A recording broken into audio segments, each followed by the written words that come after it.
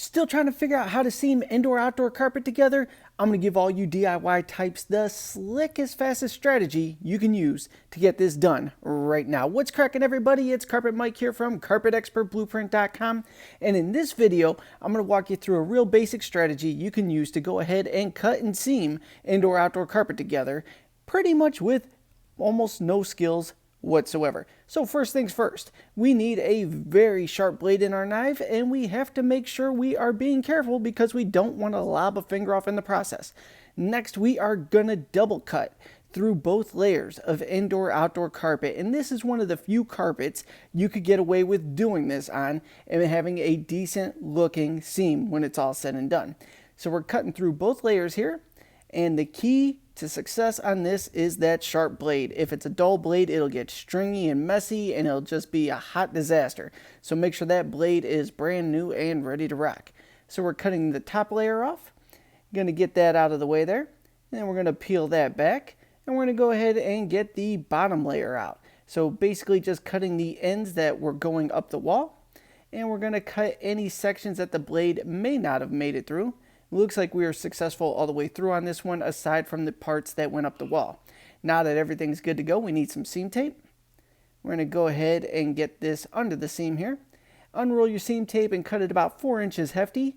And then we're going to roll under about 2 inches on each end. So when it's sitting on top of the tack strip at the ends, it's nice and even with the pad and you get a nice even burn. So we got the seam tape under the carpet there, halfway under each piece. I'm going to drop that section down. Now we need to get our seam iron in here. We can start putting this bad boy together.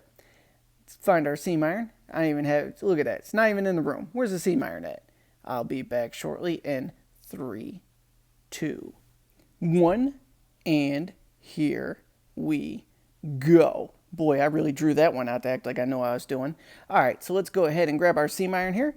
Fold back the one side, fold back the other side, starting with the back of the seam iron right on top of the tack strip, and that's the reason why we fold the seam tape under, so it's going to burn evenly right from the start. Now give it about 8 to 10, 12 seconds here. We are going to go ahead and slide it an iron's length forward once we know that tape is nice and melted. Let's go ahead and give it a little shove forward there. Just nice, slow, even burn. My gosh, I am moving slow in the beginning here. Something tells me I didn't have my seam iron warmed up all the way when I shot this video, but hey, we collect content all day long, so I can't remember what I'm doing when I'm recording this stuff. Now, see what I'm doing here?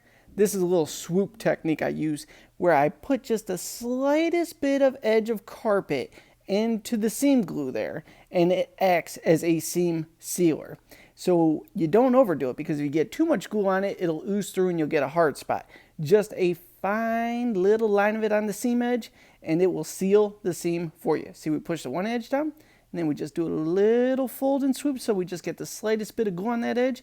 Everything's sealed in. It's not going to run on you. Life is good. We're going to blend that in, and we're going to continue moving the seam iron forward.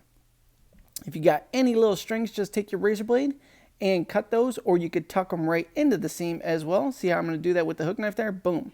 Dropped it in, no problems. Move it a seam iron length forward, drop down the one side, then we're going to go ahead and fold the other side down into it, continuing all the way across this seam. This is roughly like a 6-foot seam, I believe, in this video here. You see that little spot of glue came through, so pinch, we just pulled it right off. Do not burn your fingertips when you do that there. See that? Get it out of the way, get the other one out of the way, everything's good. Now this will actually happen if you use seam sealer as well. The sealer could ooze through, so either way, you just have to be careful with whatever strategy you use, but this, I feel, is the best one to go with because anybody can go ahead and work with a project like this.